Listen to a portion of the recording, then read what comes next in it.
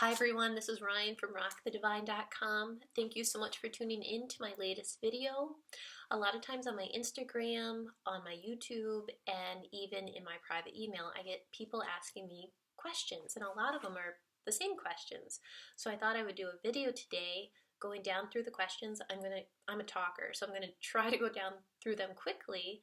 I wrote down the questions, but I did not write down my answers. As everything, I'm doing it on the fly. So here we go. When did you find out you had these abilities? In hindsight, I feel like I always had these abilities, but because, when you're a child, society, your parents talk you into that it's your imagination and things aren't real, it sort of shut them down.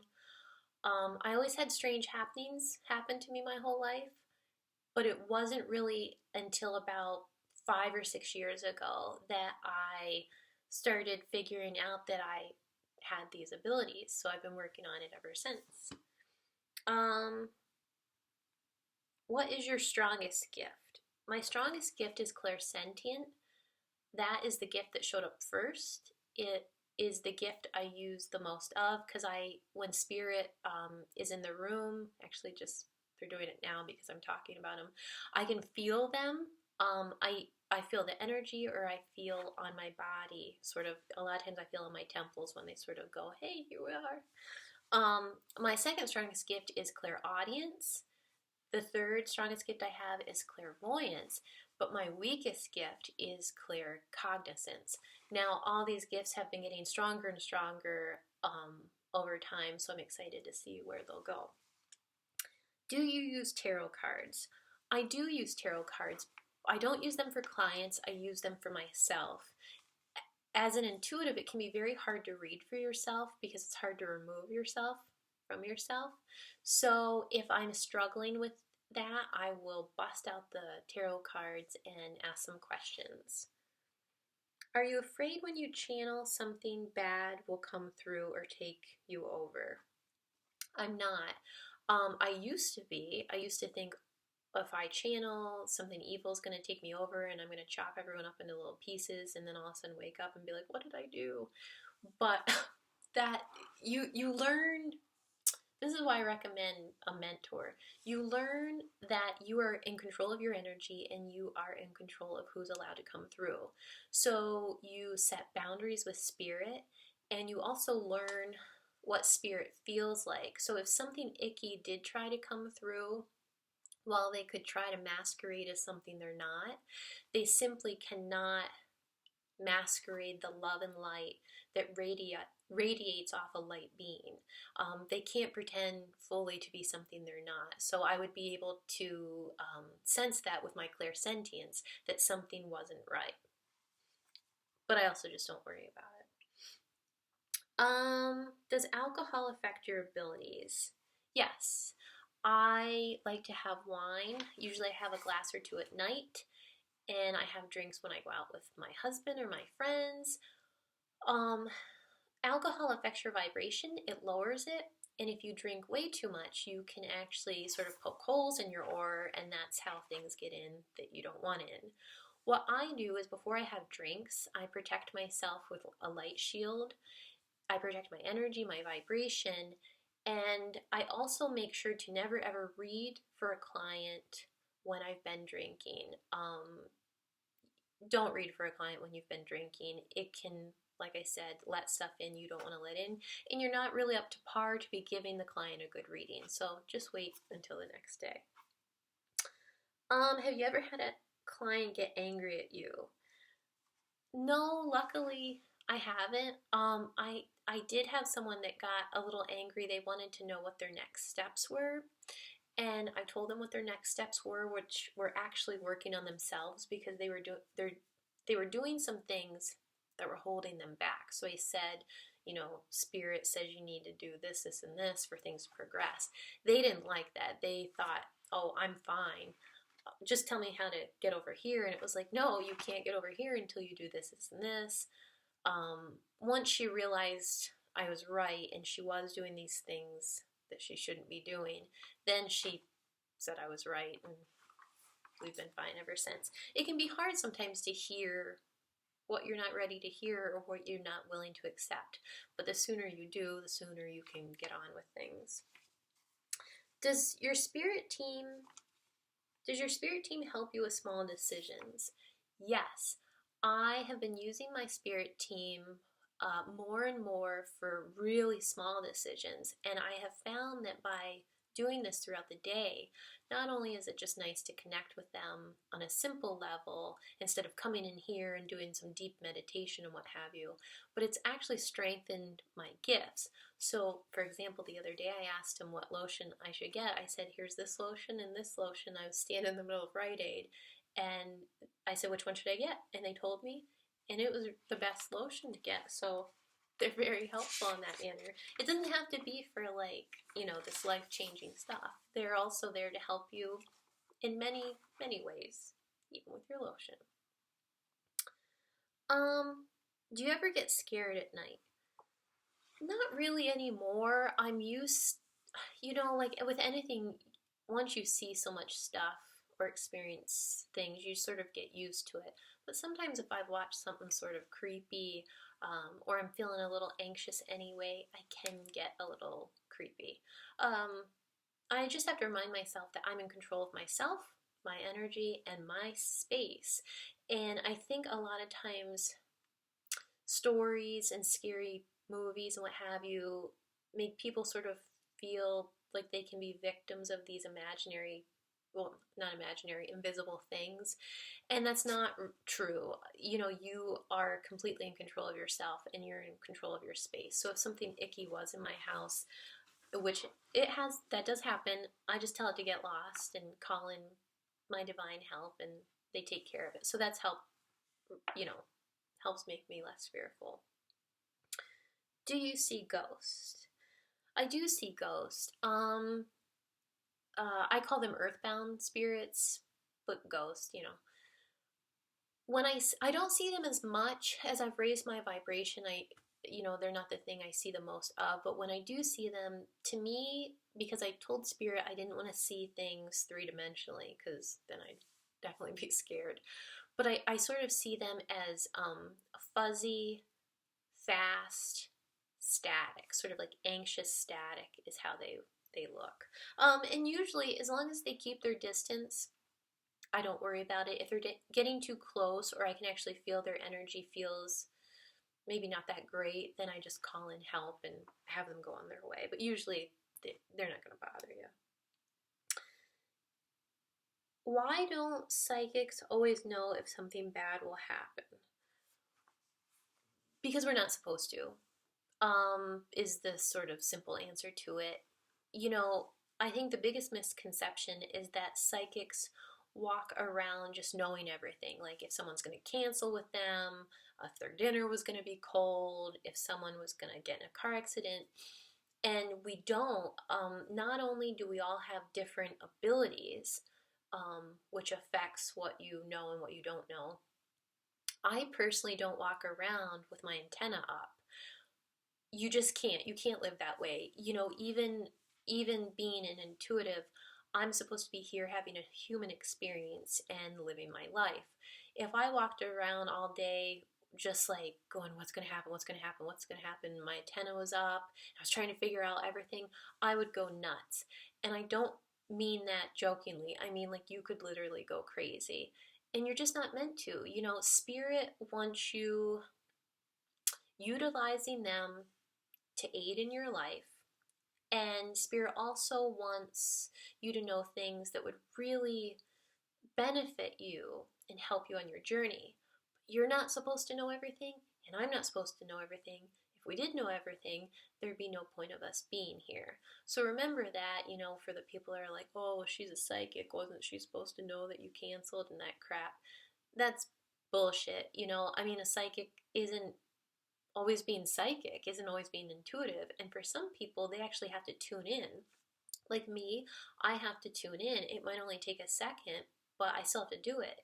If not, I just go through my day, living my day just like everybody else and being like, geez, why is this happening? I don't know. You're just not meant to know everything. Do you ever do free readings? No. Sometimes if a friend needs help, I'll help them with a reading. Um, and I also offer sort of these small freebies on my Instagram, but I generally don't do free readings, and I recommend that no one else do either, and here's why.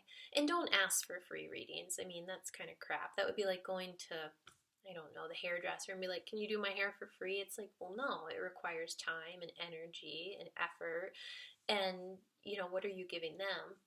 The other reason is energetically, things need to be exchanged. So I find that people respect the reading and really let it sink in and take the advice in more deeply if they paid for it. And my time and my effort need reimbursed for the energetic exchange to be balanced.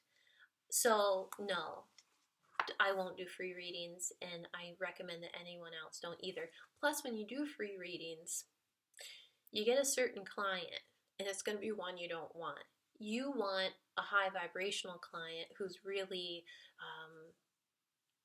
seeking information that can benefit them and is going to really take it to heart and utilize the information you give them. You don't want people that are just looking to see if their boyfriend and girlfriend are going to break up with them and for free and all that crap. Do you ever read for your family? Not usually, no. One, they don't really ask me, but the other thing is I'm too close to them. I'm too close to usually the situation to really give, I think, a very good reading. A lot of times, the less I know about you, the better the reading will be. Do the deceased try to get a hold of you? Sometimes they do. Sometimes if someone keeps hanging around, I will start maybe asking them questions and seeing if I can help them.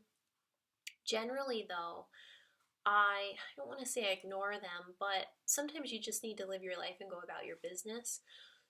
And I have a lot of times deceased that sort of come in and out of my home and in and out of the area around my house, and they're sort of just passing through, and I'll hear their name or sense them, but they don't really seem to know anything, or they don't seem to want anything. Not that they don't seem to know anything.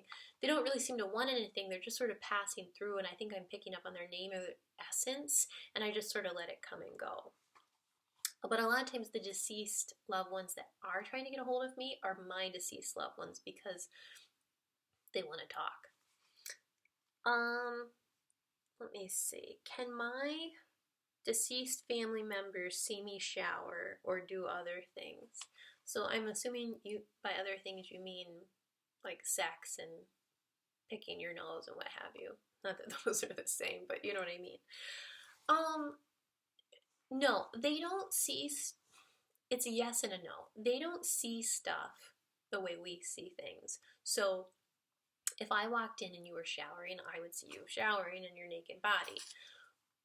When you're in the spirit world, you see things as energy, as light, as vibration.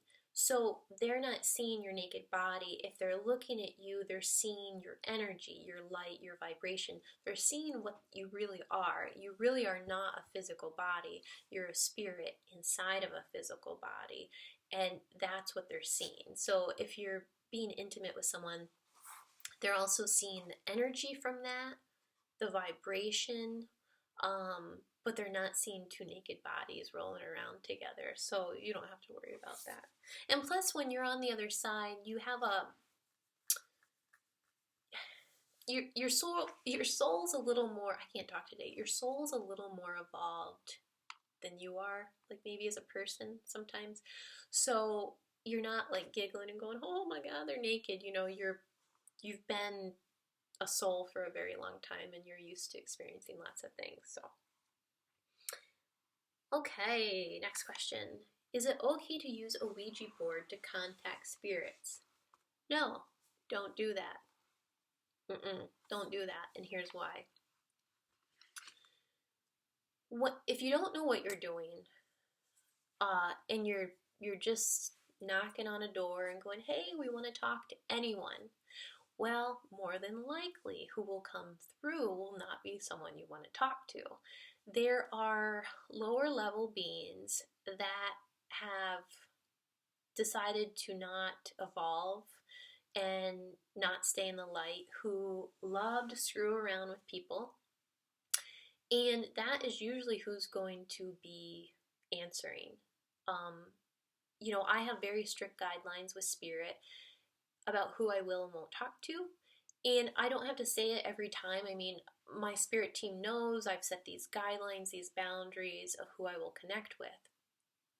But when you're using that board and you're just opening a door and you're unsure of who's going to come through and you're unsure if they're telling you the truth, and then a lot of times people don't know how to sort of close that door, you really can let a door open to things you don't want to be around. So I recommend strongly that you stay away from the Ouija board. I mean, when I was a kid, I played with one who didn't. I think they sold them. I think Monopoly sells them, but just don't. Okay, I think we've got time for one more here. Let me see. Oh, can you tell when someone will die? No. Especially not people close to me. Once again, I'm too close to them and I can't remove myself enough to hear information quick or correctly. The other thing is I asked to not be able to know that. I don't want to know that. I don't want to know when you're going to die. You don't want to know when you're going to die. And so yeah, I've just said I don't want to know that. Sometimes I get a sense of an age. I've never really asked why I'm hearing a certain age. So I'm not sure if I'm hearing a certain age because maybe that information is trying to come in, but I push it away anyway. The other thing is I feel like you have a few possibilities of death. I don't think that you have an age that is necessarily stamped right from the beginning. This is the age that you will go. I think that there might be 3 to 4 possibilities depending on how you live your life, depending on the paths you take.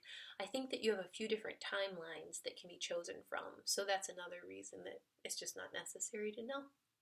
Anyway, those are my questions. I really enjoyed answering them. If you have any other questions for me, shoot them my way. I will write them down and do another video sometime. Much love to you.